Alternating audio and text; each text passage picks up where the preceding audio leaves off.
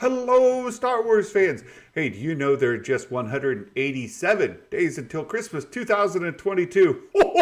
Oh my goodness. And we are on Kenobi Eve, Kenobi Finale Eve, in fact. So great to see you all here today. And of course, it's Tuesday.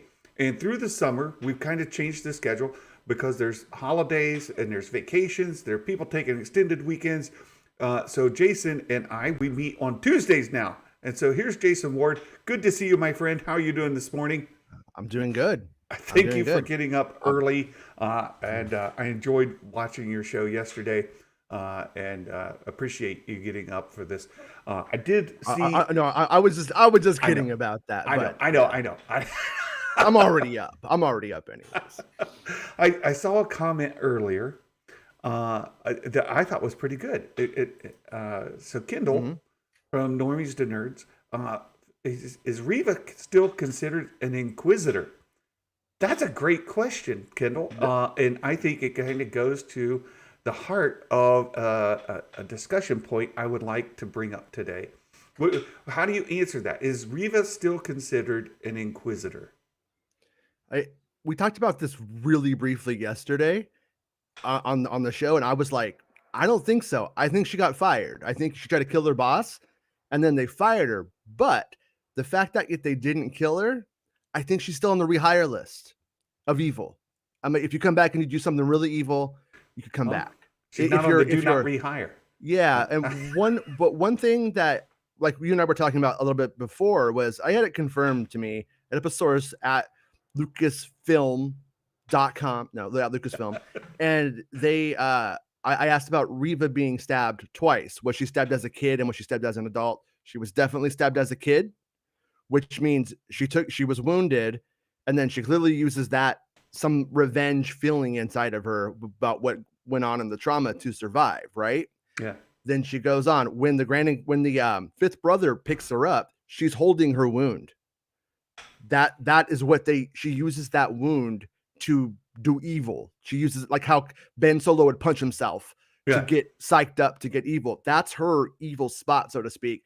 He calls her youngling, he stabs her again, but when he doesn't finish her again. To me, that says you're on the rehire list. I'm going to let you keep that. I know this didn't kill you when you were a baby. It's not going to kill you as a woman. So let's see what you do. You're a pawn to the Sith. We're not afraid of you. Go mess around, and we'll see you when you're ready, or I'll just cut your head off. Yeah, I think it should be noted that, and Star Wars Theory says this all the time as well, Vader's suit is an instrument of torture. Like, it causes him pain. And we even saw that in this series where they attach the chest plate piece and it's got the long probes that kind of puncture into his chest. Yeah, and he's got the Sith ball gag. No. Yeah. No. Yeah. Don't. No? Don't, oh, okay. Don't bring that up again. Okay. Meg, don't bring it up again. Don't do it, Meg.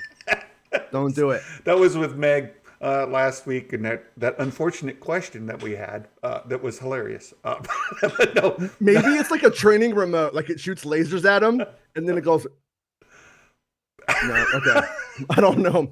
Maybe it's Star Wars. Anything could happen. Oh my goodness. Hey, and Meg, we appreciate your support. Thanks for dropping in. And you guys, please leave a like and let other folks know what we're doing here. Yes, see, Kay was here last week. She remembers. Mm-hmm. It's the Santa and Meg show. For anybody confused about the S&M show, it's Santa and Meg.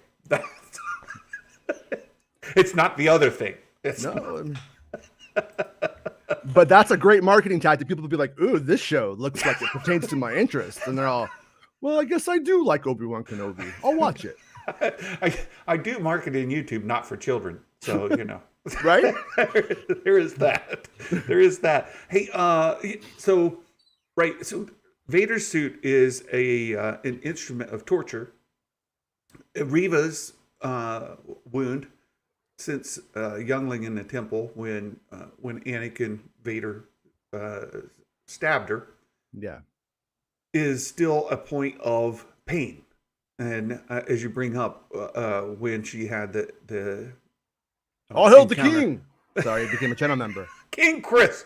Ho, ho, Thank you, King Chris. We appreciate your support there. But yeah, the that pain is there to help tap into pain, suffering, Hate, dark yeah, side. Yeah, yeah, anger. Urgh. right. Chewbacca shot me. Now I'm mad. Yeah, Right, yeah. right. So, yeah, there we go. Real Ben Maynard asked a question that keeps coming up over and over again, and there has been I'll just leave this up. I want to finish this thought first. Reva being in pain, that's a form to help her access that hatred and that suffering. One thing that I got in an argument with a magic maker last week about is I think Reva stopped being an Inquisitor when she told Kenobi the the truth, Mm-hmm.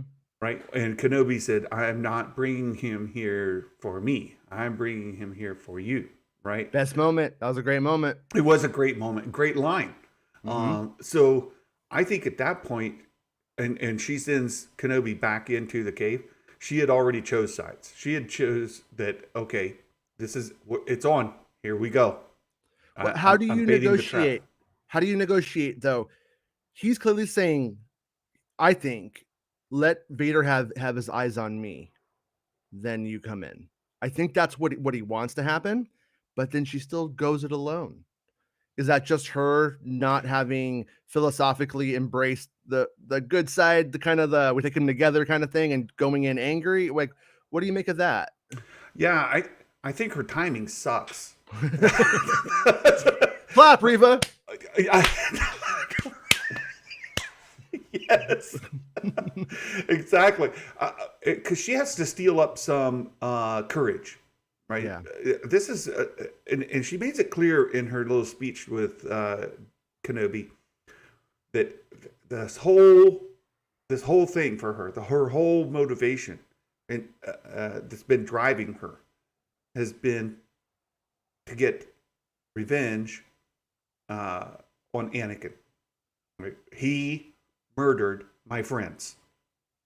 He is a monster. I am going to kill him. Right? That's what she's saying. Yeah. And she's revealing that to Kenobi for a reason. Right? So at this point, she's saying, here's the plan. And when she sends Kenobi back into the cave, he's bait. She's using him for bait. And her she knows that's a bad idea. She knows that he will not stay put with some stormtroopers. Yeah, her point was to attack Vader when he was attacking Kenobi. Mm-hmm. But she times it terribly. Mm-hmm. Why she doesn't show up earlier is really a good question. Like, had she attacked him when he was pulling the ship down, or even as the other one's leaving, had she been more on the spot on the spot there, or even come up behind him and just lit the saber into his back instead of like light it and then take a big swing? Like, lots of bad execution on her part. But it wasn't going to work either way. I think they had a good plan, but it wasn't going to work because he had her figured out. Yeah, like he knew the whole time. Exactly. Even apparently when he calls her youngling, remembers who she was from the temple. Exactly. Even the implications. So exactly. So I think that her plan was known to Vader all along. He was on to her all along, and it was doomed to fail. Her timing, it just was bad, and even if it were better, it still would have failed. But that's the point. So I don't think she is an Inquisitor. I don't think that she is. In my opinion, we'll get yours. I don't think she's going to try to get the rehire. I don't think she's has any motive, plan, or intent to earn back a spot in the Inquisitoriate. I think that ship sailed, and she's already cast her lot with Kenobi. At this point forward, that's her future. Which brings us to the finale. Something to talk about, and maybe this question as well. her motivation for I want to be careful. Spoilers ahead. Oh my goodness! If you're here and you don't want spoilers, you don't want to know what is going to happen. You just want to hear speculation. We're fixing to cross the line. So if you don't want to go into the spoiler realm, now might be a time to find something else to do and watch the replay tomorrow. But right now, that's not going to work because we're going to talk about it. So, what's her motivation? You've been warned. I've paused. I've hesitated. You know, it's on you now. It's on you now. If you're still watching and it's spoiled and you're angry, that's on you. But so here we go.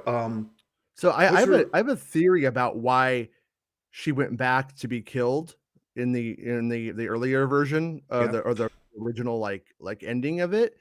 Is if all of the stuff was originally there and like, you know, some of the stuff we didn't know about, and then she does go, I think she went back knowing she was going to be killed, but to officially end the investigation in the Kenobi.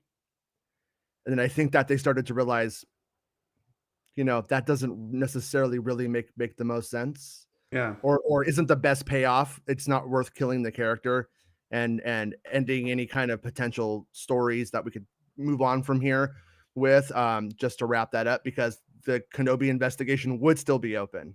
Like they're still looking for him. Even they would want his body before they said with Vader's like thirst for it. But somebody like, you know, the Imperials themselves obviously are like, oh, he's dead by now, surely, like later on.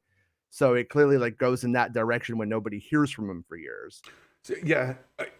What's Reva's motivation to going to Luke? Why is she going there? I think it's revenge, though. I think in the moment, I think she's tapped in the anger and hate. I think the dark side. I think even Count Dooku, I think for a time, thinks I'm gonna make things better. I'm gonna use this bad stuff to make things better for a time. Then it corrupts you, though. It doesn't really work that way. And I think that Reva having been in that cult is been somewhat corrupted. She's been doing all of these horrible things because it's what she has to do for that power. She's been trying to beat might with might, you know, might doesn't make right, kind of as the saying goes. And she's been trying to like do that. So I think her in that moment, her like feeling is, I'm gonna get that kid and I'm gonna get him back. And then, or I mean, you could take it to a stage higher and say she's going to use it to get back in. She's good, whatever. She's a lot of things she could do with it, but I think she wants to get him back. And I'm not so sure if she's even like atoned with Kenobi. Well, that's what I'm wondering. And so it comes up. I see 14B Face has sort of the question, but it introduces it as you're saying this. The Leia kidnapping succeeded in drawing out Kenobi. Now she knows there's a boy and that he's protecting. She doesn't know that the boy is Luke. She doesn't know the boy is Vader's son. All she knows, and she doesn't, and for that matter, she doesn't know Leia is Vader's daughter. Right. She doesn't know. She just knows that Bail Organa and Kenobi were buddies. I'm going to take Bail's kiddo, and Kenobi's not going to be able to help himself. He's going to come to the rescue. Mm-hmm. Same sort of deal here. Oh, Bail is interested in protecting this boy. She doesn't know who that boy is. She doesn't know diddly about the boy, except that Bail cares. And he's with this dude that I met over on Tatooine. She may or may not even remember that dude. But now I know there's a boy that Kenobi cares about too. So the Leia kidnapping worked. From what I hear you saying, essentially, is the Luke kidnapping. And she doesn't know his name's Luke, but the boy, right? The kidnapping of the boy might be another play. Because Bail Organa is like, he lives at 555 Tatooine Avenue. Right. So at that point, she would be bringing Kenobi to herself again for the motive of... Or Kenobi and Vader together. She could use the kid to bring them both together if she wanted to as well. She could go back for the original plan using the boy. Vader, I got your son. Kenobi, he's coming. And then they get together. Vader's looking at Luke. Reva goes in and kills Vader. I mean, I think that's way too involved, but that would be a good plan. That's what I would do if I were her. Yeah, and I wanted revenge. The boy is bait. There's always a bigger fish, right? The boy is bait for Kenobi. Kenobi is bait for Vader. So yeah, but I know she does like kind of a stalking thing with Luke, right. a little bit of a I'm gonna get you, and so it does seem like she's more PO'd than not. That Right. she's more about revenge and Vader. You know, you killed my little kid friends. I'm gonna kill your little kid. That's where I think she's coming from. But well, that's what I've been wondering, because it seems like in episode 5 that she's said, "Okay, I'm casting my lot with you. We're going to kill Vader." yeah, Now that didn't work out so good. Why is she going to pursue Luke? She has no, like, what's the motivation? I personally, I just couldn't make that connection. I know that's happening, but I don't know why. yeah. And maybe the story will tell us more of it directly. But thank you. That's what I was looking for. And I do think that it, like, Reva from episode 1 would have went and just killed Luke if she could have. If she had figured it out, let's say interrogated Uncle Owen right then, and he's like, "Oh, I got Darth Vader's kid at my place. Don't kill me." I think she would have went right there and probably used it to do something bad. But I think when Kenobi's like, "Are you going to let him do it again?" I think that's when, like, that's fresh in her mind still. And I think we shouldn't forget that line when we watch the 6th episode. I think that's going to be important personally. But. Very good. So I want to go to the real Ben Maynard. Yeah, not the fake one, the real not one. the imposter. Not the imposter. But there's this poster that has drawn. Well, it's not really a poster. It was an ad, and the folks over at Star Wars Newsnet picked up on it, and they ran a story on it, and then they did an update. But the story goes back to this Disney Plus Hotstar having a calendar in here, and you see right on there on this calendar on Disney Plus Hotstar, it's a blue check mark account, that this artwork is there. Kenobi and Vader fighting on Mustafar, and then there's a close up of it. No, that's from the concept art. There's the close up of the thumbnail, and it's like, wait, have we just seen something? Well, then there was an update later, right? So the update is in the story itself. We found out this is not really a thing, right? Yeah. So, yeah. So I've been to Disney events before where they've invited me to Star Wars events, and the documentation, the documents that they would give us, like with like the press release printed out, so we could ask questions if we wanted to and stuff, would have all kinds of art on the inside. And all that happened was some intern was told, put this together, and they go and they just Google images because it takes too long to get things internally. If you request something from Lucasfilm, that piece of crap who's playing Bejeweled all day, not answering emails at Lucasfilm, you know who you are, and you know I'm calling you out, and it's real. I'm not even joking. This is real. On Facebook, it's what she does. She sucks, and she ruins relationships with all kinds of important people. But anyways, they just Google the first image almost, or whatever it happens to be, whatever they find. They don't try too hard, and then they just like put it on. And then, like, in this instance, I believe that is exactly what happened again, except for this time it went out through socials. Got it. That's what I'm 99% sure. Well, and on another side note too, there was a timeline in 2007 ish promising live action Star Wars TV shows and the Clone Wars and stuff like that. Yeah. Also, talked to people at Lucasfilm about that. Was done by an intern internally. For this expo that they were doing, and now it's like become this piece of evidence of here was their plan.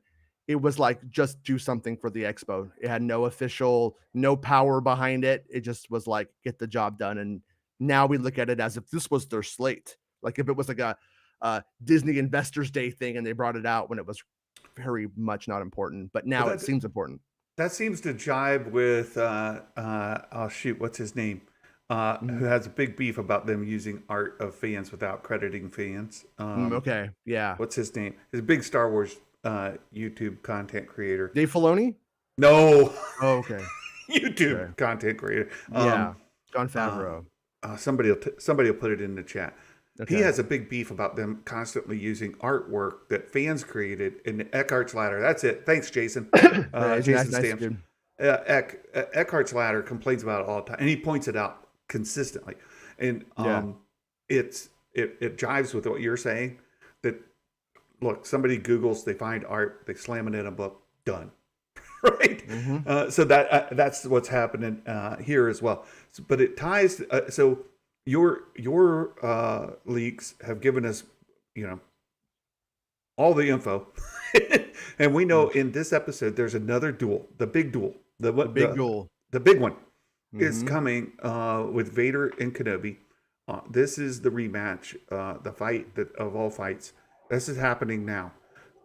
Your story says it's on a moon, a rocky moon in the Mustafar system, right? So what I had heard was that it sounded like it started on a ship. The end of the last episode has them being chased by Vader, and then it ends up on, they were calling it a moon of Mustafar, and then I was like, but what's weird is it doesn't sound entirely that different from the other location where we had the first duel, but they're Mhm. like, there's just like rocks and stuff. That's kind of what I was told. There's like rocks and stuff. It's like, okay. Right. Well, and we did have the one scene that we've already seen where they were doing the filming, and Vader pushes him back. It's it leaked beforehand. Yeah. So it looks very much like Jabin, right? That was Jabin where that happened, or no? I don't think so. No, it was that other place. No. Was No, the other it was place? it was yeah, it was. Oh, baby Wookiees are out. Where that little town was. Yeah. Yeah. It was there. Joshua Tree. Yeah. Mapuso. That's it. Mapuzo. Yeah, that's where it Mapuzo. was. So that's where we saw that footage. It looks very much like Mapuzo, Yeah. but it's a rocky moon in the Mustafar system. But then this artwork came out, and people are like, "Ooh, this is going to be on Mustafar." Yeah. Slow your roll. They are in the Mustafar system. Likelihood of it being on Mustafar is, would you say, 0 or like 1%? I really can't. I mean, all I really sincerely, I don't want to overstate like my knowledge on this. All Right. I could say is they were calling it a moon of Mustafar, not Mustafar, moon of Mustafar, rocky location. And like that was like pretty much the gist of it. I saw some stuff filmed for it, and it did the rocks that I did see for one of the shots did look a little bit more like the concept art where you see Vader and Yeah. you see like that stuff did look a little bit more like that. So I'm inclined to think that it's a new location most likely. But also like if you go and you look at like the official sources and stuff, there's like no other moon of Mustafar but Nur. And then that's when I started to go like, well, okay, were they using Moon of Mustafar as a synonym for Nur, at some point? But that gets a little lore-y more than like what people making the show would have told me. What Right. people I know on the crew would have said and stuff. So I kind of don't think so, but Yeah. Like, how many desert planets? How many rocky moons? Yeah. It could be anything. So, but that leads to this question about Duel of the Fates. So we've got this big battle coming. We know it's going to be on a moon in the Mustafar system.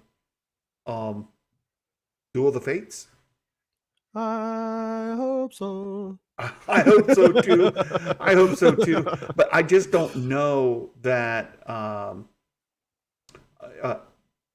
First of all, Jabim is in the Mustafar system, Okay. right? So It is. Okay. that's Yeah. what I understand. Jabim is in the Mustafar system. The hyperdrive's down. They can't get out of that system. They're going to go Yeah. to another moon in that system.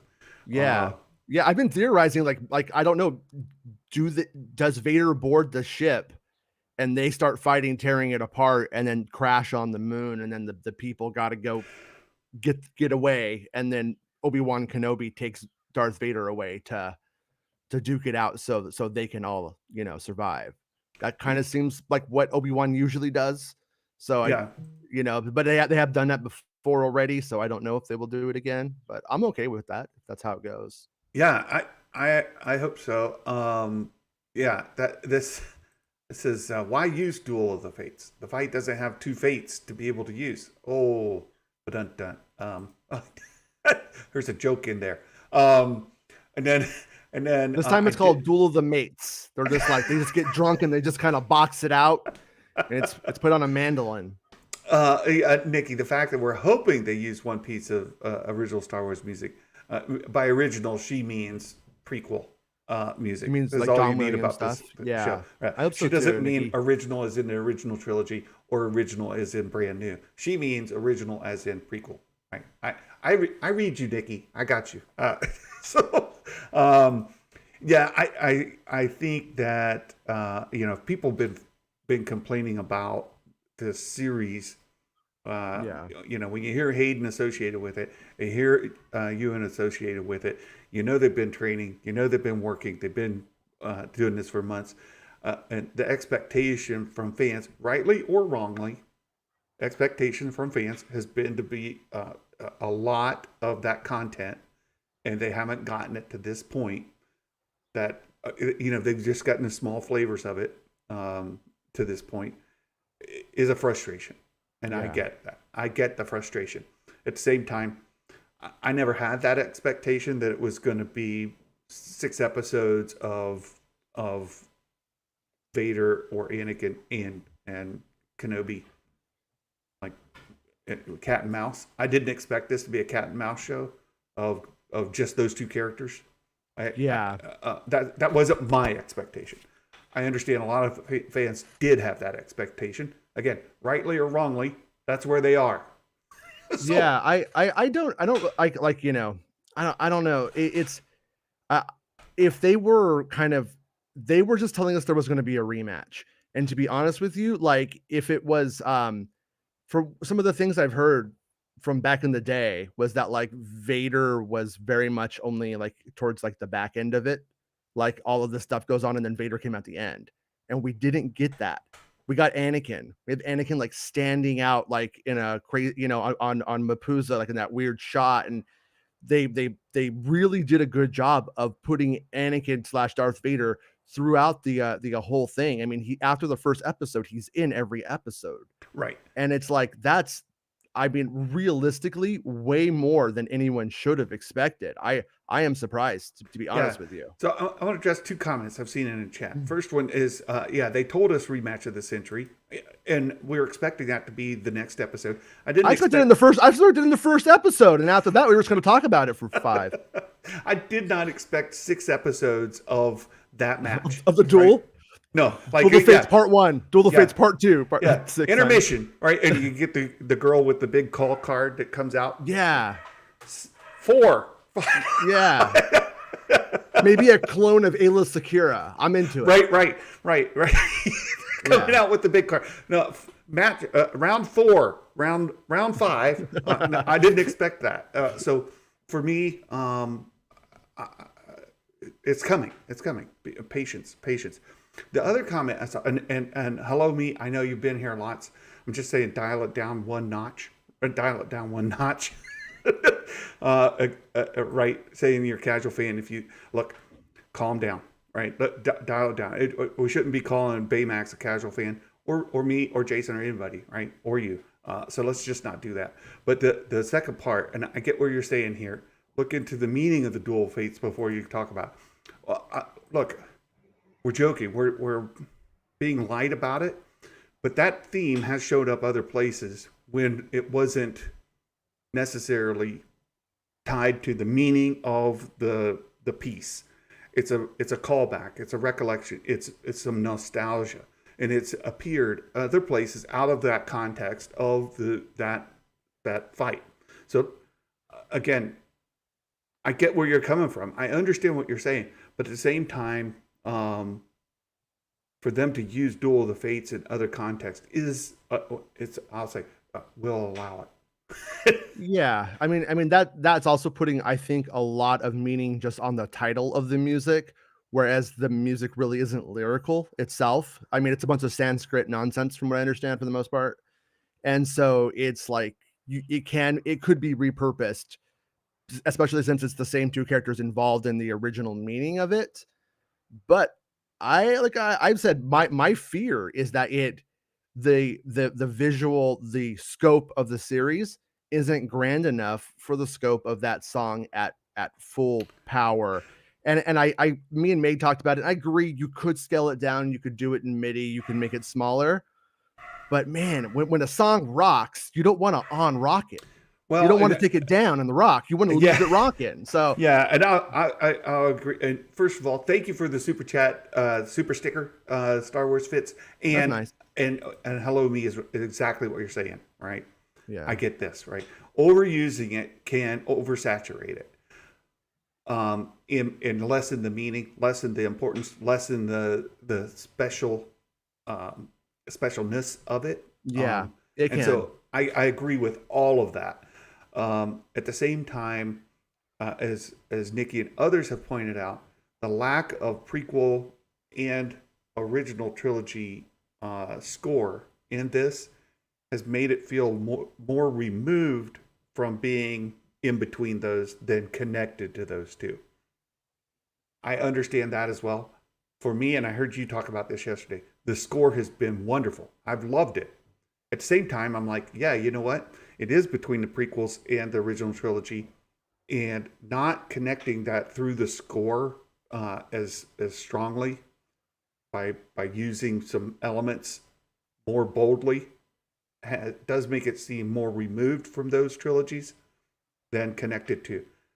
But there's a valid point to be made about Rogue One not using them or overusing them, and I feel like the score here has had hints, right? There have been little themes blended into, not in your face, right? But like when Vader's going through the tunnel or through the caves there's a hint, right? Mm-hmm. It's not the original John Williams score by any means, but it is kind of given a nod. Yeah, like I said, I put all 5 episodes on while I was playing Fortnite and my little iPad set up. By the way, not even kidding, it looks better on an iPad. It looks like you can't tell the difference between the movies and the Disney Plus series on an iPad. But I had it right there, and I was like grinding out. I'm trying to get Darth Vader for this, the sad truth. I'm trying to get Darth Vader in Fortnite, and so I'm like, I put it on. I watched like all 5 in a row, and so I'm listening to the soundtrack a lot more and listen to the audio, and I'm like watching it, in my peripheral a little bit. And the score does work better all at one time. It just truly does. It is better when you like themes reoccur in bigger ways as it moves on, and I didn't catch it on the week to week because you kind of forget when you put a couple of days between you and the episodes. But when you watch it all at once, I think it was a big error to not release it all at once. I'll always say that. I would love, and I don't know they'll do it. Mm-hmm. I would love if they would release a supercut of it. Yeah. Where they take out the intros and outros in between and just do transitions all the way through. So there's one intro, right? There's at the beginning. We see all 6 episodes play out with just transitions between them, fades, normal kind of stuff, straight into the ending, right? Like Lucasfilm used to do that when Lucas was there, like Clone Wars. I've seen like 3 or 4 of them in like as full-length film, like essentially full-length films. I wish Disney Plus would also release that. Like when Ahsoka leaves the Dia Temple, that's a movie with a score from Prague. Like recorded in Prague. It's like, put that on Disney Plus, you fools. Come on. Yes. And Nerd Mafia, thank you for this. $5 super chat. Please, for the love of God, someone please just beat Ducky Momo. You're not kidding. Like, somebody take away Ducky's internet. Like, take away his access. I tried. You can't. He just goes quack, quack, quack, quacks all around. Can't catch him. It's terrible. He's a fast little duck. I know. He's a fast little duck. I know. He wins all the things. Somebody please beat him. At this point, I don't think I could catch him. I'm 3 points behind him, and I'm in second, right? Like, and then for the season, right? Yeah. So you guys see the Wall of Fame below. That was just for episode 5 or chapter 5. Do you know why? Ducky Momo's Deborah Chow. Oh, Yeah, yeah. there Ducky you Momo's go. Deborah Chow. Confirmed. Mhm. Confirmed. Yep, Chow time. I thought you were going to say he's Dave Filoni because he wins all the things. The duck, he wins all the things. It doesn't matter what the No, series Deborah is. Chow. She just like looks over people's shoulders and goes, "That's what I thought." That's what I thought. Mhm. Oh, he's killing me. He's killing me. Yeah. So he needs to he needs to take a dive, right? Just take away his internet. Go to a nice secluded cabin in the woods, Ducky. Just go hang out with no internet access. You don't want to be interrupted while you're taking time off. I need to start meeting with Ducky and be like, "Hey, Ducky, I'm hearing this, man. There's like some sources are saying this," and he'll be like, "Well, here's how it actually plays out." Because that's the other bizarre part of this is that we wouldn't know anything if it weren't for you, right? We know all the things. Little bit. Yeah. Yeah. All of the things for Kenobi have come from Jason Ward, MakingStarWars.net. Jason Ward at MakingStarWars.net rarely has made our wall of fame. You suck at predictions, even when you have the answers. I don't understand. That's why I'm good at it. It's why I'm good at scooping. Because I talk to sources and I'm like, me no understand why Reva do thing. And then they're like, you idiot. Like and then I'm like, well, here's what they said. So it works. That guy is dumb. We have to spell it out for him. You're like, yes. Yeah. Oh, that's so funny. That's so funny. Yeah. So, speaking of the duck, we have a feature that we give to our Patreon subscribers. There's a chat feature there where we will talk about your questions during the next live stream. So, Ducky asked another question. And we'll talk about this because I think this is a really good one. It says, when it comes to show sequels, how much do you think toy and merchandise sales come into play versus show views? A killer for Netflix is a staggering lack of merch for most of their programming. Like think about Stranger Things, for example, right? How much Stranger Things merch is there out there other than like t-shirts, right? There's no like action figures. There's no like big section in the toy aisle set aside for Stranger Things, right? Does Lucasfilm or Disney look at Star Wars sales on the whole, or they itemize it out by series? Really great question, and I think we've got some folks in our community that can answer that better than I can. We know Baymax. I've known people who have been licensees, in the past, and one of the things that happens is they just make the show, the film, the movie, whatever happens to be. Then they have like this like kind of like archive of official images from behind the scenes kind of stuff, and they have these meetings, and then they go to the meetings and then they start looking at things and they start talking. Lucasfilm tries to get them excited about what's sort of coming. Let's just pick one. Let's say, I don't know, let's say Solo. And then they'll like, look, there's a new Millennium Falcon. Look, there's this new Inquisitor. What's that guy's name? Dryden Voss. Look at him and all this stuff. And then most of the time they leave going, what are we supposed to do with this? But then that's where it becomes onto the licensees to get a bit creative with what they have offered to them. And then that's kind of how it usually happens. But in the preliminary meetings that they have for those kinds of things, they do get a sense of what is making the licensees excited. So something stupid like BB-9E, was that his name? The Black BB-8? Oh, yeah, I don't know his name. Yeah, I know what you mean, though. Completely irrelevant to the movie, not an important character, not even that great, but licensees were super excited about seeing that early on, and it became a big part of the Last Jedi's merchandise push. Not because it was important, just because that's what licensees were like, oh, we sold so much BB-8 stuff last year. We could sell evil BB-8. I know we can do this. And then that became what they pushed. It wasn't good for the brand, though, I don't think. I think it was bad for the brand as merch and stuff and confidence and what you're buying. But that's how that happened. Well, and for fair to Starth Chaos, you can get pop anything. Like the most random things they make pops for. So I wouldn't take that the Stranger Thing pops or a thing, but Well, I will say, if you go to Target, there is like a back wall of like it's like their like nerd merchandise little section, and you will find Stranger Things action figures and mugs and posters and stuff. yeah. So I do think that to Ducky's question that merch is an important part of the overall revenue of the show. And the more successful a show is, of course, more licensing they can sell. And then that does play into the profits, the profitability. So you can say all you want about, say, the sequels, right?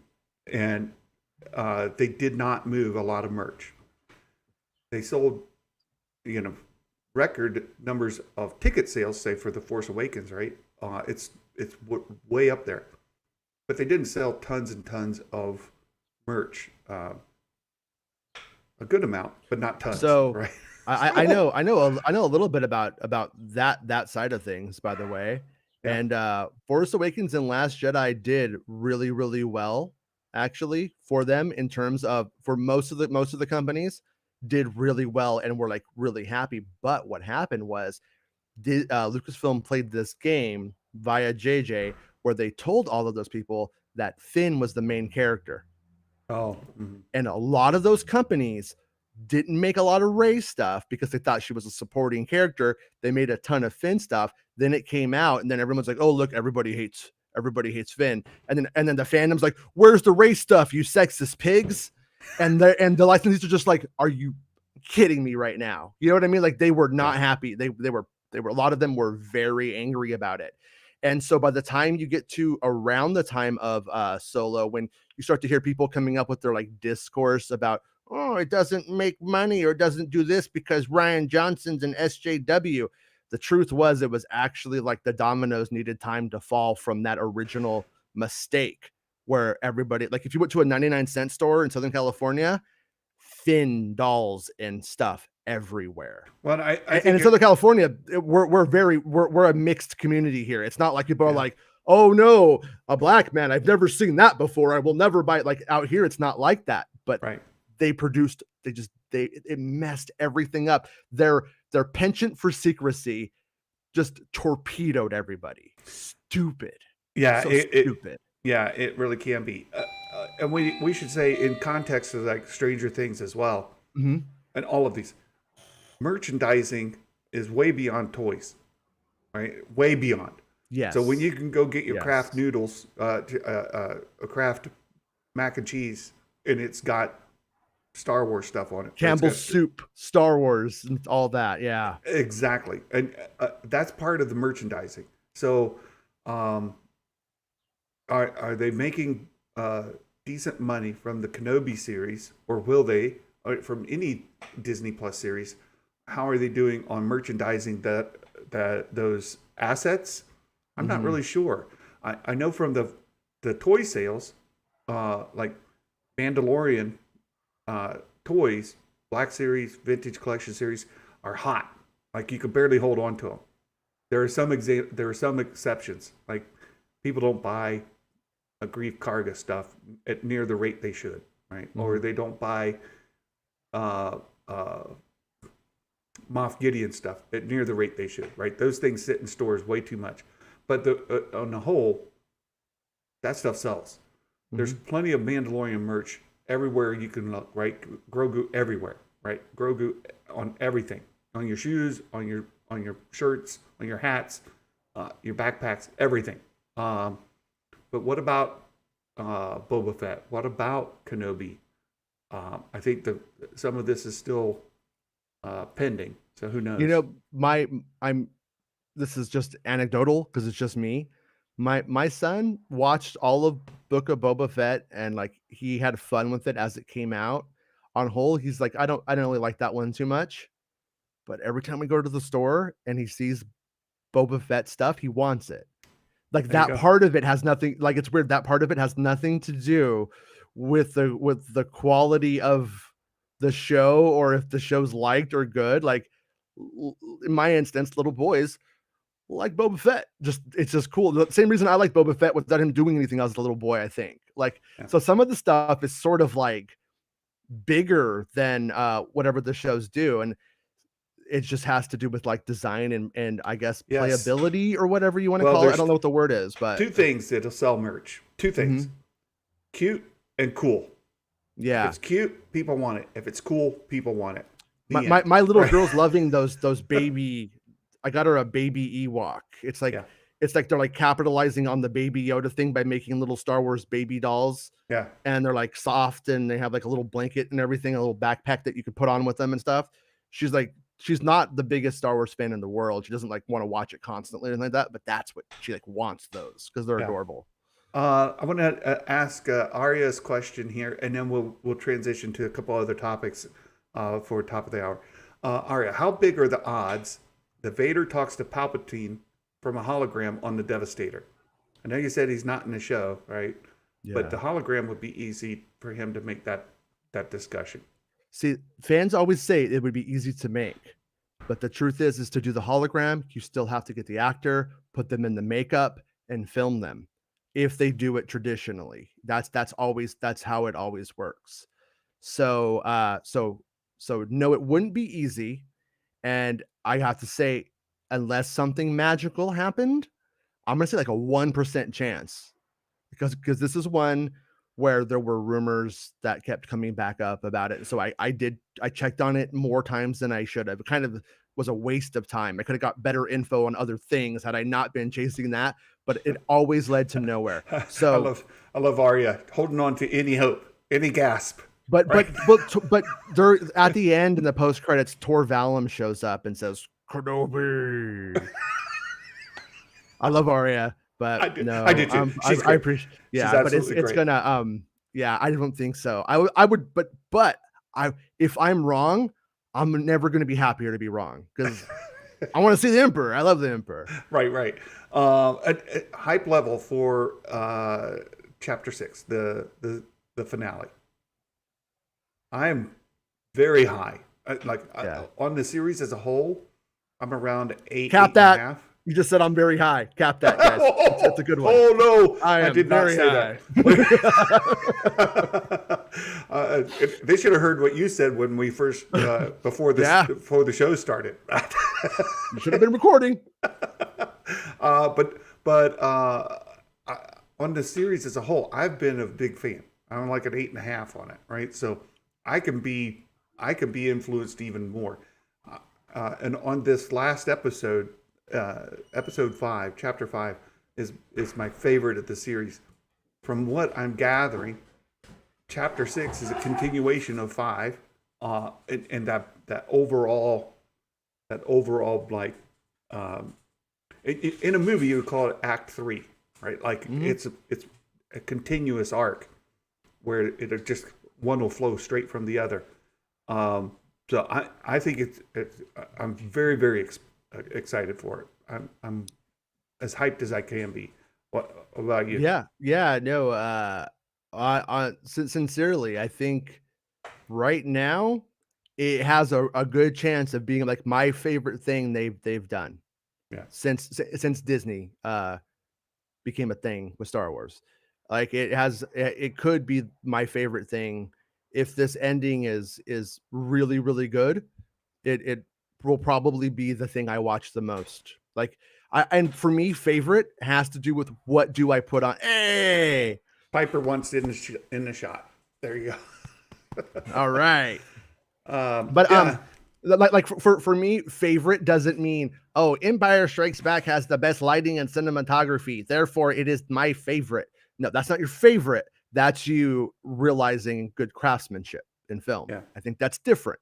You know, your favorite movie might be Dumb and Dumber, which is fine. That's your favorite movie. It's not the best made movie, but it's your favorite one, right? So right. Revenge of the Sith is probably my favorite Star Wars movie, and they go together, the peanut butter and jelly, you know. So I'm really this is kind of the one for me, I think, right now. Excellent. No, and that's good news. So I do want to shift topics. And Millie Bobby Brown. So the story's been going around that she's in secret talks, which is the best way to get rumors started. There's secret talks I love her song in Ghostbusters too. It's really good. My sources are unnamed and it's secret. Secret talks. So there's absolutely no ability to verify any of it. There's no ability to like confirm any of it. I think there's a large hope that we would see Millie Bobby Brown brought into the franchise. The source is The Guardian. Was it for this? No, I think it came from. It may have been picked up on The Guardian, but I think the original source goes back to some unknown. Oh, okay. I think I'd have to dig back into it, but yeah, I think it's from a made up source with no, whatever. Oh, I don't know how much truth there is. Look, I hope, right? I hope. Yeah. 11. I'm not on my phone just messing around. I'm trying to check to see if I have the first place I had it break from that was sent to me. Oh, that'd be good. And if it's in The Guardian, is the source The Guardian? Okay. Or is the source it broke from The Mirror. Okay. It was an exclusive to The Mirror. Stranger Things star Millie Bobby Brown in secret Disney talks for £12 million Star Wars role. Millie Bobby Brown, 18, and Disney executives reportedly have mutual respect for each other and are informally exploring a role that would see the young actress earn £12 million. That'd be fantastic. Oh, so two things. Okay. No, I see my friend Chillmonger in the chat. I just watched Chillmonger's breakdown of episode 2 of Miss Marvel. Brilliant. Absolutely brilliant. Thank you for that. I enjoyed watching it, Chillmonger. Appreciate you. That yet. I keep forgetting about it because I'm watching Kenobi over and over again. Look, he has some fantastic points to make about it. I don't want to go too far down the rabbit hole. I just want to acknowledge that. Fantastic job, Chillmonger. That was really insightful. I loved it. So good work, Mr. Monger. Yeah, it was really good. $5. Have you heard the tragedy of Millie Bobby Brown, the non-Leia? It's a story Santa would tell you. Oh, it's a 2017 legend, Gannon. So this is perfect, absolutely perfect. Thank you for the super chat, because also Millie Bobby Brown's age. Look, she's gotten older since season 1 of Stranger Things, and a lot of people, myself included, I hear her name and I think off the bat, oh, she'd be a good preteen something or teen something. Well, she's 18. And by the time something goes into production and we get there, she'll be like 22, 23, maybe, depending. Right. If it doesn't go smooth. Could she be a de-aged Leia? Well, de-aged Leia was in A New Hope. Like same age, right? Yeah. 19, 17, right? Messing around with Harrison Ford, it shouldn't have been happening, right? That was a thing. So she is that age. She is the age of Carrie Fisher in A New Hope. I don't know that you would have an original trilogy era Leia in something. Padme. Could she be used as Padme in something? Well, she's the same age as Padme was, or yeah, in the movies. Yeah, basically Attack of the Clones, Padme is about the same age, I think. Right. So my tendency is to think should be somebody else. Maybe Darth Plagueis the Wise. No. Well, I kid. Yeah, when you and I and Meg were talking about this, I was like, maybe it's going to be for the Taika thing. Maybe they're exploring people who may be interested in being in Taika's movie. You know what I mean? Like as a main character, because that would be the next thing. Or maybe they would develop something for her. But it usually, in my opinion, if you see an article like The Mirror is like a tabloid thing where not a lot you could believe in it, but when it's the entertainment stuff, it usually has some like truth to it. It can anyways. And it could be that like they are in negotiations for something and they leaked this to the press, so that way when they see how much coverage it gets, it's good. It could even have been Disney who leaked it. Well, and then when they see what that pulls out, they could gauge, oh, this is a good idea. Or you know what? Nobody really cared. That casting didn't mean anything. I think it's a brilliant idea. And not only because, as you talked about, like Stranger Things was put in the same breath as Skeleton Crew, right? Like it was kind of modeled after that. But I tend to think if you get a name like Millie Bobby Brown, is fans of her, right? Yeah. She has a following. She is a tremendous actress. Oh my goodness! Like I saw her in the Enola Holmes. Mm-hmm. Brilliant. And they've greenlit a sequel to that. And I'm very much looking forward to seeing her in that as well. Yeah. She's great, and to get her in the franchise would be a win, because you're going to bring a bunch of people on that are just fans of her.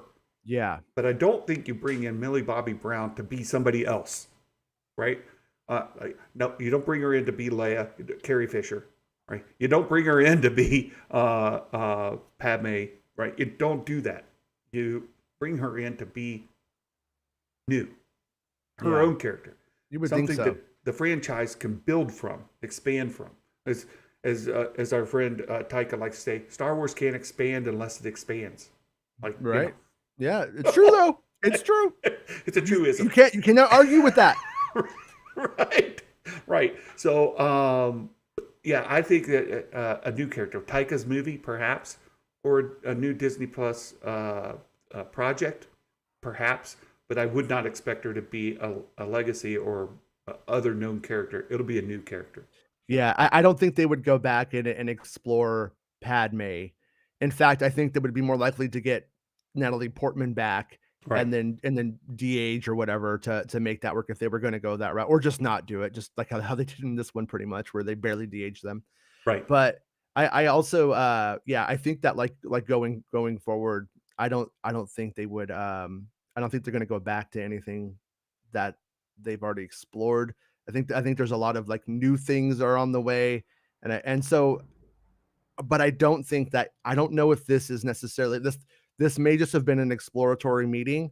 They may have met at a cafe where people always meet, agents and stuff like that. That's that for stars somewhere, and then there's spies there, and then the barista or whatever goes, yeah, Billy Bobby Brown's talking to the Lucasfilm rep or with Kathleen Kennedy or whatever, and then now it's a thing, and they made up a number. Like that could be a thing too. And what I found, they use wording in here though that is like, what do they say? Disney executives reportedly have a huge mutual respect for each other and are informal happens all the time. Like everybody in Hollywood has probably had some kind of informal talk. I shouldn't say everybody, but anybody like of leading character and anybody who is like making projects in Hollywood, directing and writing of any like kind of on any kind of streak has had an informal talk at some point. Yeah, well, our best source is Meg hanging out at the cafe where Kathleen Kennedy, right? And there have been rumors that Meg is actually just Kathleen Kennedy with a British accent. She's been practicing. Yeah, but I tease, but it's true though. Well, yeah, it's true. I mean, it is true. But anyway, what's your favorite lightsaber color? Purple. Purple. Mine's green. Now, I do have an honest question for the community, for those of you watching. I am going to be at Galaxy's Edge next Thursday, 1 week. Next week, we're leaving Saturday for Orlando.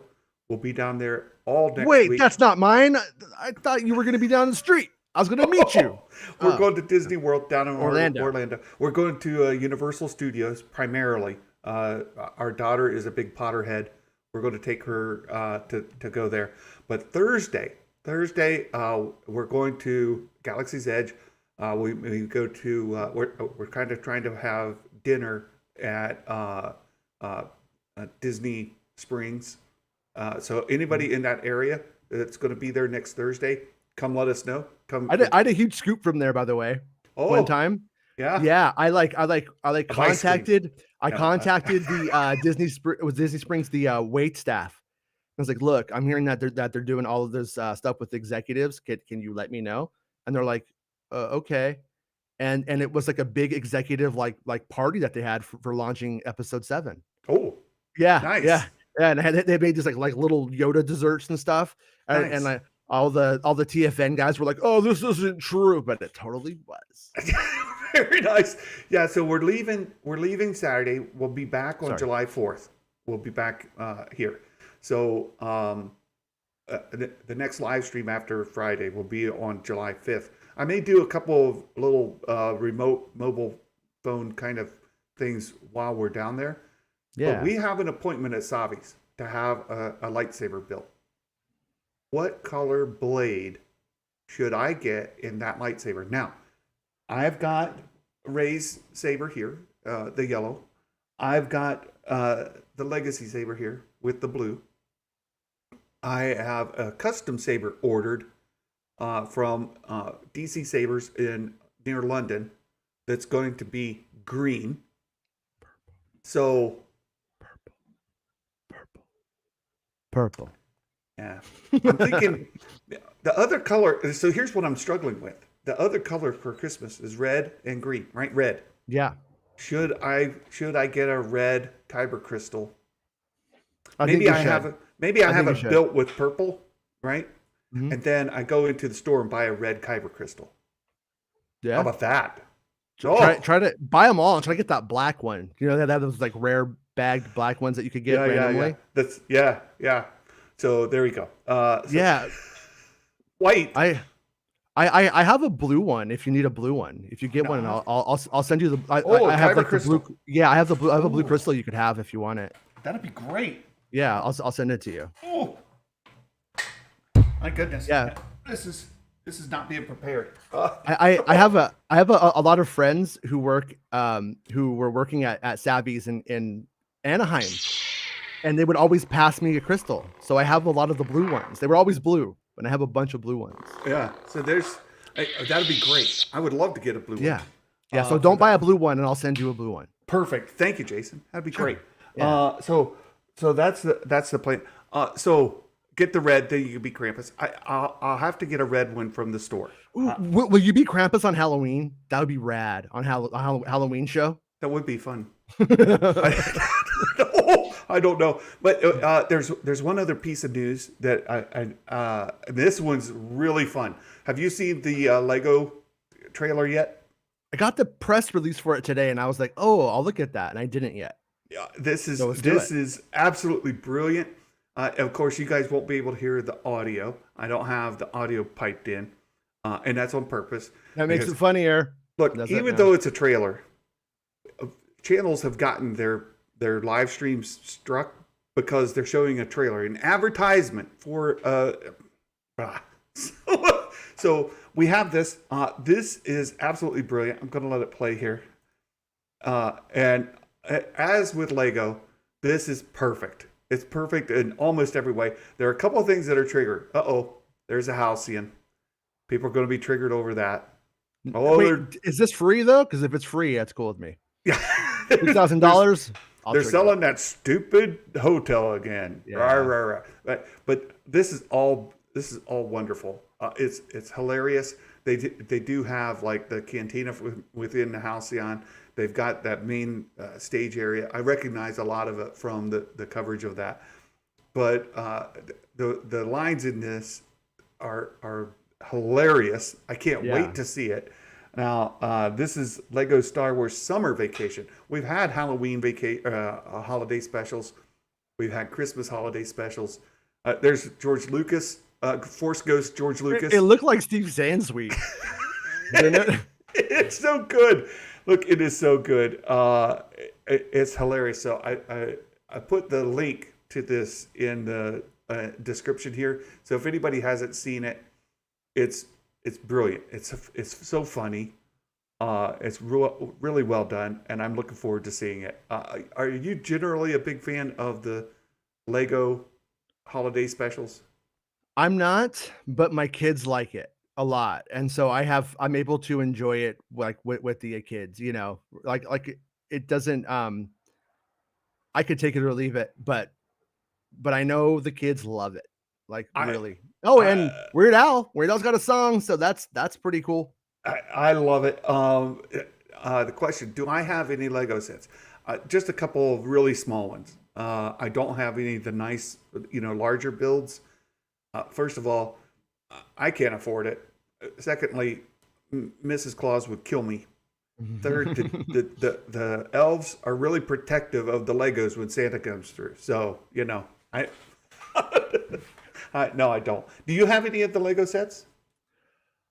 For my son, we have like the Millennium Falcon, Oh, which I had to really put together while he like watched me and waited so he could play with it, and then plays with it and it falls apart, and then I have to remember how to put it together. Like, I cannot wait until he's like 3 years older, and I'm just like, it's on you, bud. You're on your own. But yeah, we have the Pose X-wing. I think we have there's a bunch over the years. I've had to spend too much money on that stuff. But he loves it, and then obviously they're able to play with it after it falls apart, and you know. So yeah. I think if I was a little kid today, I would probably be more into the Lego Oh, than look, as Santa than the Claus, figures.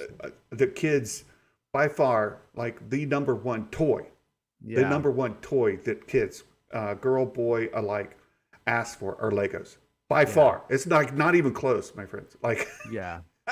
they're all about the toys. I Any had fun chance? with the Mario one though. Just on a side note, I bought him the Mario stuff for. I tried to something that wasn't Star Wars. Bought him all the Mario stuff. We put the cast together. That was the most fun, which just makes me a fake fan. Chill. Well, we'll get to that in a second. Any chance of a post-credit scene? That's a really good question, and I don't think anybody's asked you this for the Kenobi series as a whole. After any chance of a post-credit scene Mhm. in this series?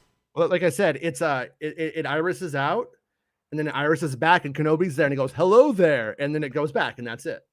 That would be great. That would be so dumb. Uh, you know what? To be honest, I don't know. I know somebody who's seen the very last episode, and I don't think it had credits, so I don't know if anything would. And then there was a time when the Vader moment was a post credit scene, and when the edit came out, it was right smack dab on the very end. It became not post credits because they wanted to make sure you didn't miss it. Yeah, But I honestly feel like with what the show does at the ending, there's little subtle things I haven't talked about that I just don't think would be there wouldn't be any discussion generated from them, and you wouldn't really get anything out of it. But I don't think it leaves a lot of room for there to be anything else. So I think if there was, it would be Reva, but I don't think with the way I understand the production happened, I don't think they could have done that. So I don't think there's going to be anything. I think it's just going to be like I think it has a true ending. Like it yeah, really does have a very good ending. yeah. I'm yeah, it's really good. I'm very excited for it, and I would love a post credit scene, and I hope they do. But they've disappointed before, and I've learned to not hope that they're going to do something that is unfounded. But unless they say they're going to do something, I don't hope that they're going to do the thing. Right? Hmm. Uh, go to the big Italian place at Disney Springs. We are huge fans of the Irish pub at Disney Springs. That place is the bomb. That's where we every time we go down, we make a point to go to the Irish pub there. It's Yeah. our favorite. We absolutely love that place. So we'll be I going don't there. know if the menus work 1 to 1 or whatever between the Disneyland and there, but they're at California Adventure. They used to have lobster nachos, which doesn't sound good, No, but it's good. no. It's amazingly good, and they had it like this like Ariel's Grotto place, and you get beer with lobster nachos. I'm not even lying. It works really well. I know you're not a drinker, but No. it works really, really, really well. If anybody ever has, I don't know if they don't. I don't know if I don't know where they would have it in Florida, but oh, it's good. Gotcha. Gotcha. So I saw the question in here. Robin asked, says, I don't get why theory gets hate. I've been saving this. I didn't want to talk about it too much, but it is a big part of the community as a whole. And Star Wars Theory did a lot for my channel in helping boost us into getting us into visibility and past the 1,000 subscribers, all of that. I will That's nice. say a couple of things. Theory as a general person is lives a bit in a silo, a bit. And I'm not trying to throw stones. The guy's a nice guy, but What he sees and his own experience are people that largely agree with him. And he's admitted, like, he doesn't watch other YouTube channels in large part. He doesn't really interact with people in Twitter a lot. Right? He's just a guy, right? He is a guy. On the other hand, he's got like 3 million subscribers. And a lot of what he says, people are dumb. People don't think for themselves, and people latch onto a lot of what he says, and then they go for that. So just as Theory has experienced a lot of negativity from the super positive folks, right? Like the shills, as people say, or the what do they call it, toxic positivity. I've encountered it the other way. So he says that the sequel fans are the ones that attack him most because they disagree with his opinion. I've been attacked by sequel haters the most because I'm a sequel fan. I've been attacked by everybody because I'm Jason Ward. Because you're Jason Ward. So I just think it's because the internet. I think, why do people attack Theory? Or why does he experience hate? Why does he experience toxicity? Because the internet. The end, right? The end. So I've seen Theory kind of intimidate this, like not necessarily directly say that sequel fans aren't real fans, but kind of allude to it. I also saw my friend X-Wing say essentially the exact same thing. And I love X-Wing. He's a good friend. I don't think he was attacking me. We have to wrestle him down and say, on say it, X-Wing, on say it. I think we should do it. I don't think X-Wing was attacking me, right? And I think that's one thing that a lot of people say or see. Somebody says something, they're like, oh, they're attacking me. No, they're not. And there's a term that I learned as a manager is assume innocence, right? So if an employee does something or somebody tells you an employee did something, assume innocence and then have the conversation.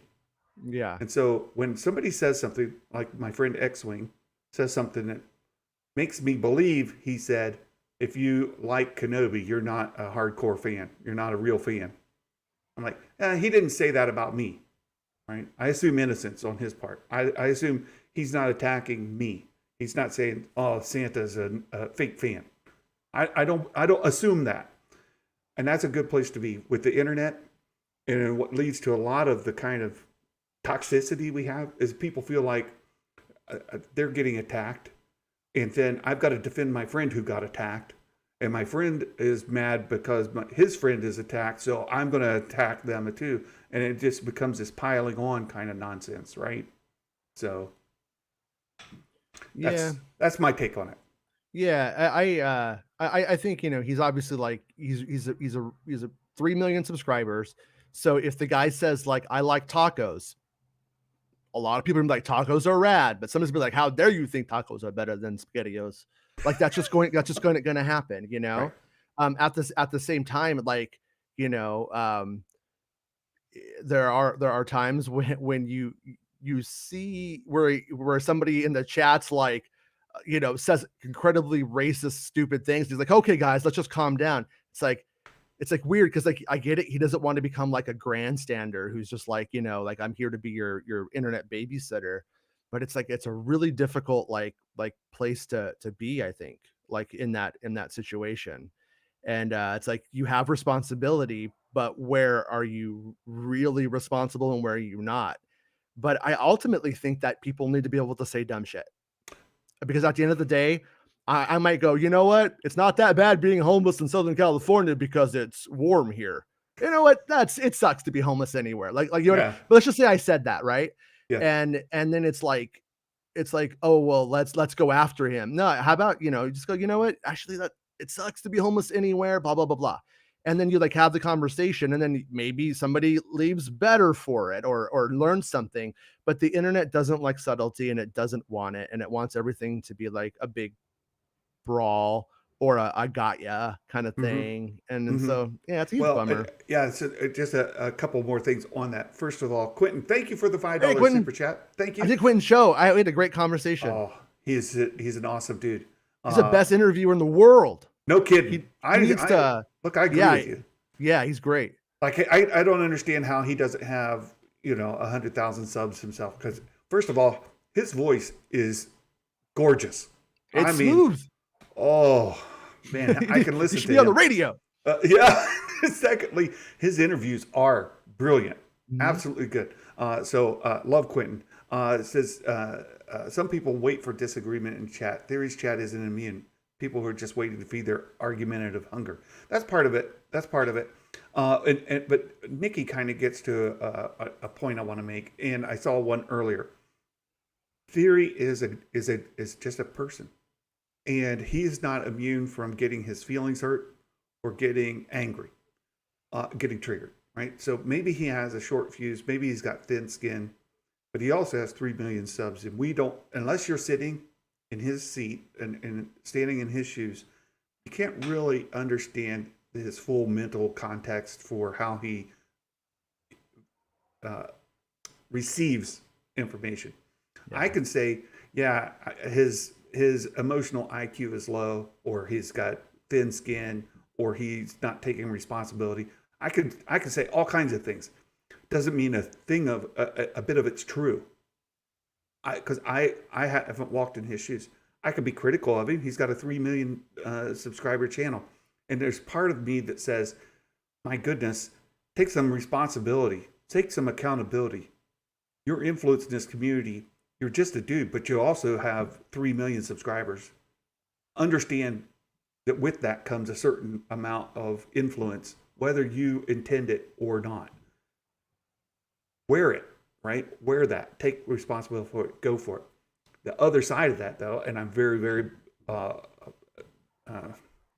conscientious of this as well. Personal accountability has to mean something.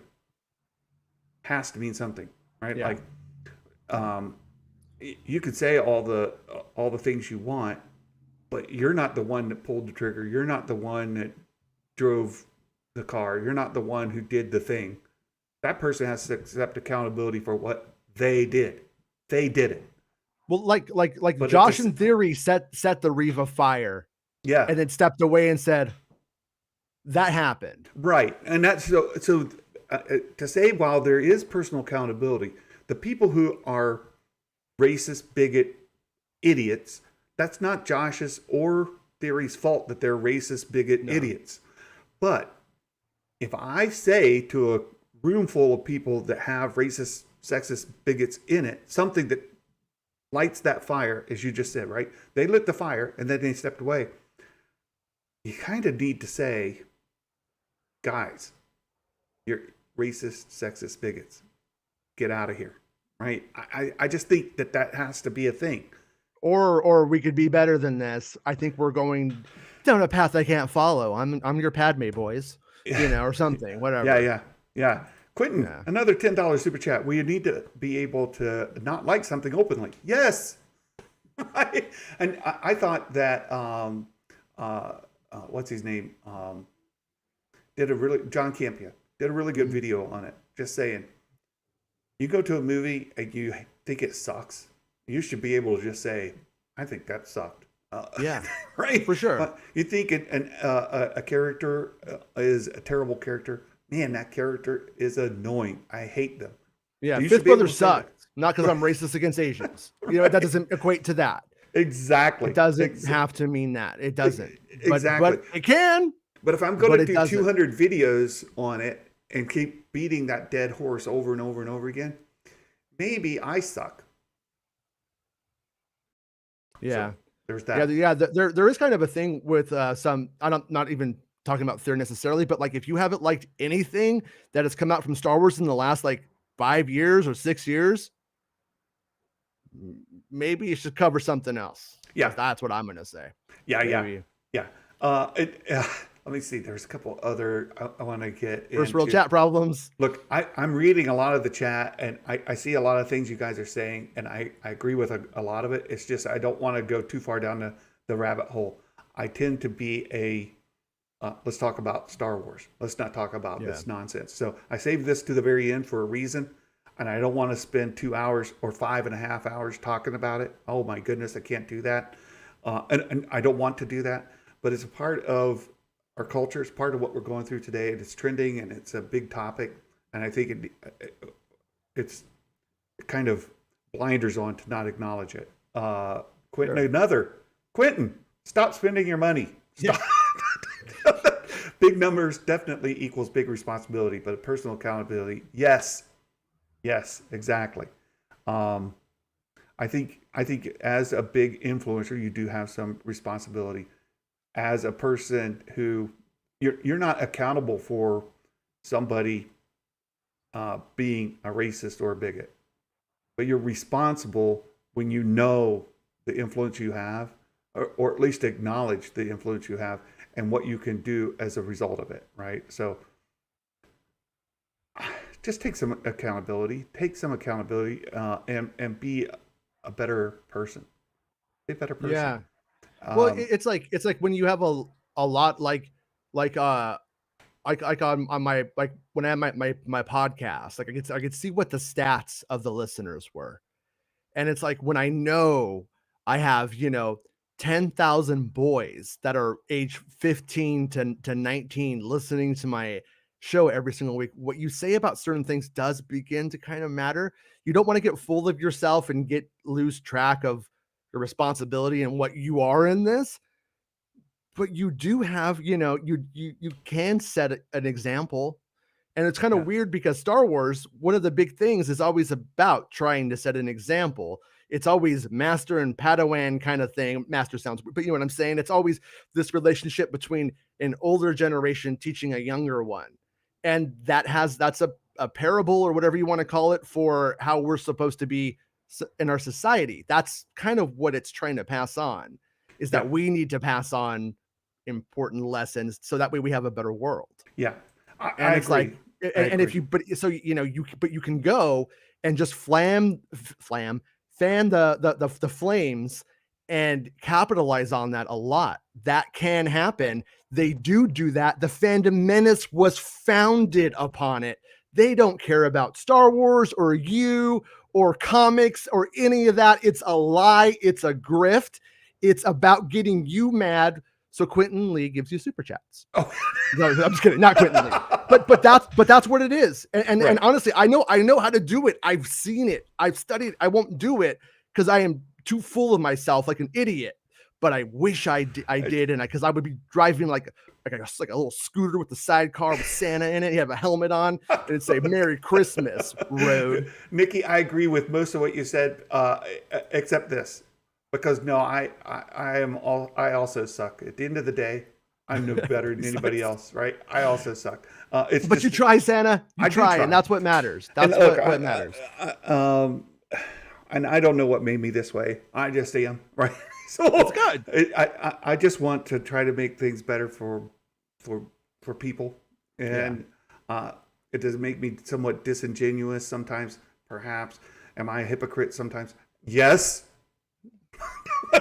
but Everybody at the is. same time, I try, and I feel bad when I cross the line, and I don't want to sap anybody else's joy. Right? There was a sermon I heard one time at church. Right? Don't be a joy sapper. Right? Mm-hmm. Like I don't want to do that. Yeah. I don't want to sap anybody else's joy because of what I believe. Little right? Palpatine saps. Sap. Right. So look, if folks love some things, you shouldn't try to take that away from them. And John Campea said it really, really well. Right.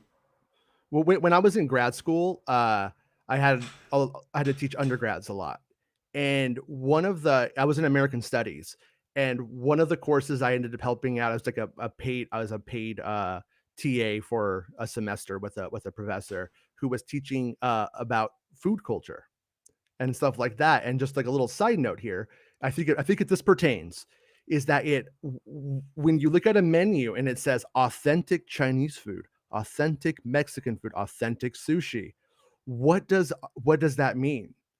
Does it mean that they went to Japan, made the sushi, and flew it over with a Japanese chef from a Japanese market? Like, what is authenticity? It actually doesn't exist. They tried to get the FDA to actually like figure out what is authentic for food, and they ended up throwing their hands up because there is nothing that is authentic about food. And the same thing goes with fandom.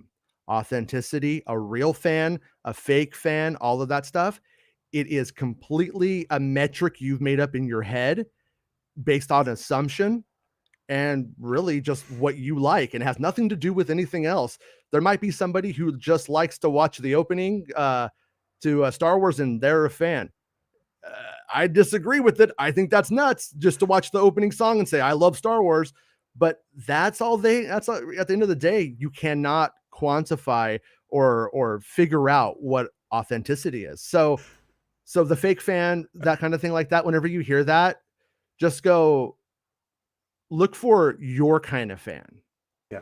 not real or authentic and shills and all that stuff. Because I have to think that there are people who do shill because they want to get money, they want to get hits, Yes. they want to get likes, they want to get validated, or they want to get money from Funko or something, Hey, whatever happens to be. That's a real community, thing. But community. I'm not judging where you put your fans. yeah, Look, you want to put your fans in your end? That's up to you.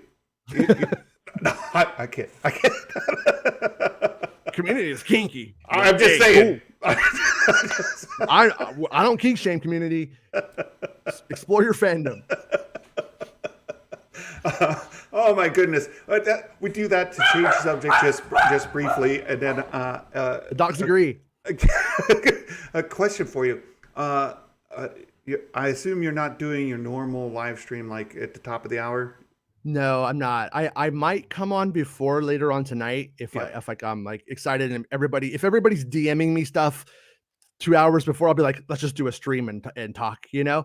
But I think I will probably do the post show tonight. But yeah, I don't think I'm going to do one because I'm going to be staying up all night tonight. Right. That's what I thought. Yeah. So I just wanted to clarify that because we had the other question: is this on automatically redirect to Jason's? No, not today. But Not today. when we can Thank you, arrange though. that, we do try to do that. So let's see. There was another point I was going to make about. There's and I remembered, and then I lost it again. 1 second, it'll come back if I give it just a second. Well, look, Quentin, spending more money. Quentin, I thought I told you. Knock it off. He wants a good Christmas this year. He's Look, like, I know. I love Santa's you. I love you, my friend. If we're being very honest, some folk come online because they're seeking to settle something inside themselves. That's true. They let the venom flow without a check unless mods check them. That's true. That's true. Yeah. People are drawn to people of their like-mindedness. And this reminds me. So I watched Thor Skywalker's video, one of his videos in the last day or two. And his point is he always has people coming back to him saying, look, Star Wars has always been kind of dumb. Right? George Lucas didn't really carefully fill in all the plot details and make connectivity really strong. Yeah. And every time he points out a problem with something, he gets this kind of feedback like, hey, Thor, Star Wars has always been dumb. Quit trying to hold it to a different standard. And his point was, can't we? Like, can't we ask for it to get better? And I think that's fair. I think it's fair to say, yeah, Star Wars has always been dumb. Like the connectivity doesn't always make sense. The through lines, the storylines don't always make sense. I say it is. It's silly. It's dumb. It's one of the things that I love about it. It makes me laugh, right? I see something like saber copters.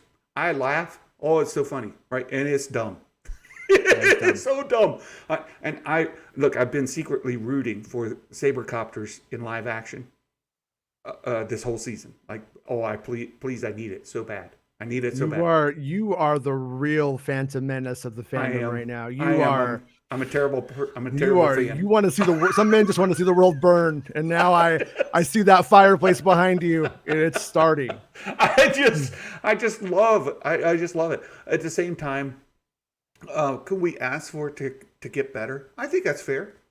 Yeah. And somebody saying that, and Thor Skywalker is a great example. Like, He says, if we made it better, would people who like it dislike it or like it less if it got better? And I think that's almost Cite me, Thor, and I'll tell you in the future. I think that's a fair point. Yeah. If it got better and without some criticism, would it ever get better? No. But there's a line to where you step over from being just like, analytical, critical, I want better Star Wars, to being just annoying, right? And being when it comes to like original trilogy stuff, like with the Kenobi thing right now, for instance, though, like we kind of like the foundations are kind of stupid. So I think we do run into stupid stuff pretty continually. But I do think when it comes to new things, that's where we could start to say, yeah, no more. And Everett, I love this question. This is great. Thank you for the super chat. This is, there are casual and hardcore fans. If Disney made shows and movies for the hardcore fans specifically, the casual fans will still watch and enjoy, but Disney ignores the hardcore fans. I appreciate that comment so much, and I disagree with a big portion of the underlying assumption. If you only make content for your current fans, your rate of growth will be less than if you're making content that's kind of adapting for modern trends and times.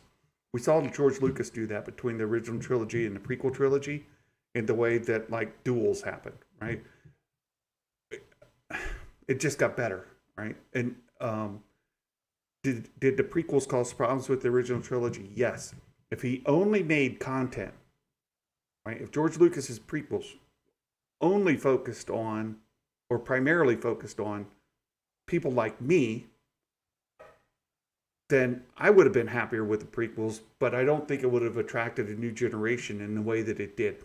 I don't think it would be as beloved by 20 and 30 somethings as it is. It would have been more loved by 50 somethings for sure, but less so by the 20 somethings that are today. So I take a little bit with that.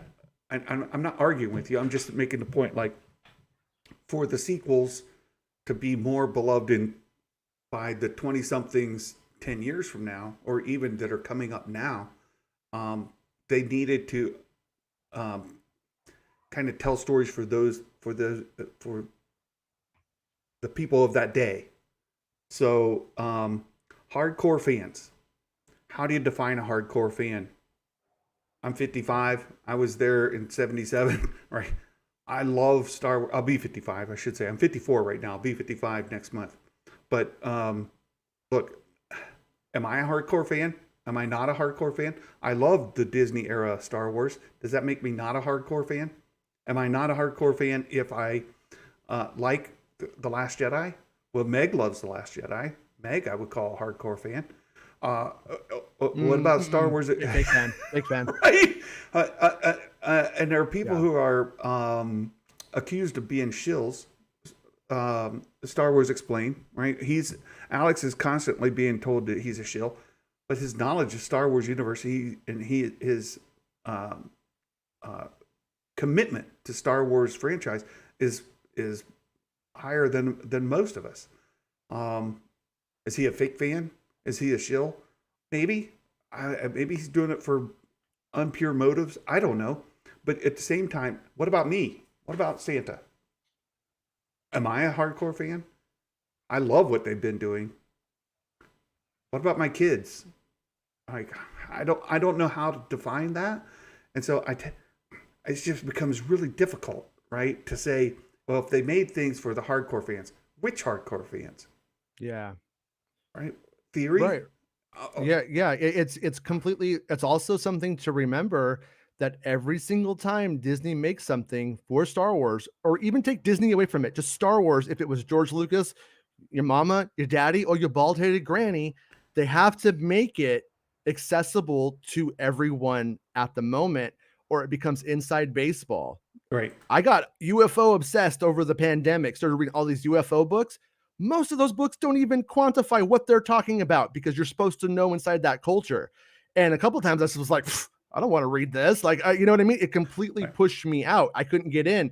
It took a lot of work to figure it all out, but that's not how you do a successful franchise if you're trying to like make revenue every quarter. Yeah. Like it's there always has to be a bit of push and pull on that, you know. There does, and I this is why I love Thor Skywalker, and even though he makes me crazy sometimes, and I'm just like Thor, the horse is dead, right? Just put it in the ground, leave it alone. It's dead. Yeah. Quit beating it. Stop.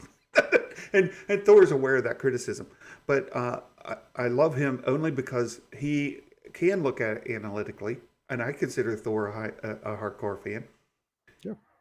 He's anybody who takes time out of their lives to go make something around that thing. Exactly. Is by definition a hardcore fan if they're not a troll. Exactly. I mean, I think that Thor's kind of feedback is helpful in general because it said, look, I like the thing, but I think it could be better. I tried to do that. I tried to model that myself to say, look, I have loved Kenobi, right? This has been great. I've loved it. Can I see flaws in the writing? Can I see some issues with some of the storylines and some of the continuity? Oh yeah, sure. So is it fine to like something, love something, and also be critical of it? I think so.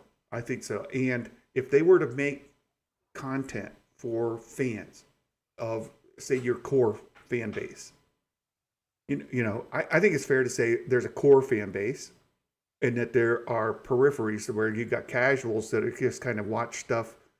I mean, my wife's a casual, right? So there are people who aren't as in depth, and then each of us within that core have different things that can kind of attract us, and we're brought to it from different directions, and we love different aspects of it, and so we're all different, but we're still part of that core. So if you stay just in tune, right, keep your finger on the heartbeat of that core, and continue to make content that is feeding them, but at the same time telling new stories in a new way to a new audience, you'll continue to grow and you'll continue to strive. So there's that. Nikki, $10. Thank you so much, Nikki. I love you. I think the best way to say it is Star Wars is vast. Yes, they should make content for EU, OT, PT, SC. Amen, Nikki. I love you. Sure, yeah. I agree with that. This is absolutely perfect. And a great way to close out the stream today with Nikki's comment. Jason, look forward to chatting with you when we get back from vacation. If we get a chance, we'll be in chat. Maybe we'll gather before the end of the week and do a kind of a wrap up, since I won't be here next week. So that'd be fun. All right. Well, we do have a dad joke. We have a dad joke. And it's a Star Wars themed dad joke, and I thought this one's an actual pretty good one. You know, some Mike Porter's dad jokes, you have to wonder. Some are good and some are great. Like some are fantastic. But you're saying this is a fantastic one? This one's on the good side. This is okay. What do you call someone who shops for a specific brand of paper towel? Oh, a bounty hunter. Oh, you did it again. Every week, I think he can't do it again. He does it again. That is the perfect example of a dad joke. You know, your kids, you're going through the store. Dad, I'm looking for paper towels. I'm a bounty hunter. Right? That's perfect. I love it. That is gold. Gold. But when Disney does that cross promotion ad, I'm gonna be livid. I can't wait to get my bounty with Rey Skywalker right on it. Right. Just one little baby thing. Just wanted to throw in because it'll be in my mind if I don't say it. Whenever you hear people in any kind of thing going like Disney hates the fans. Oh boy. That kind of thing is just meant to put you on their side, on their grift, and then to make a straw man enemy. Yep. Don't fall for it. I know most of you guys know this, but just don't fall for it. But yes. I see it all the time, and I'm just like, oh, it's so obvious, and then I see it work. I do too. But yeah, be a bounty hunter. There you go. Clean up your mess. That's Yeah. All right, Jason. Thank you, my friend. And you. we'll catch you later.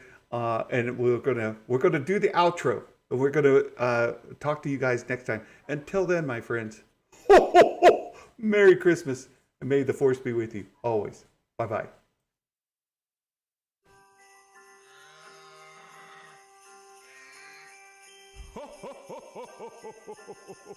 Hot dang!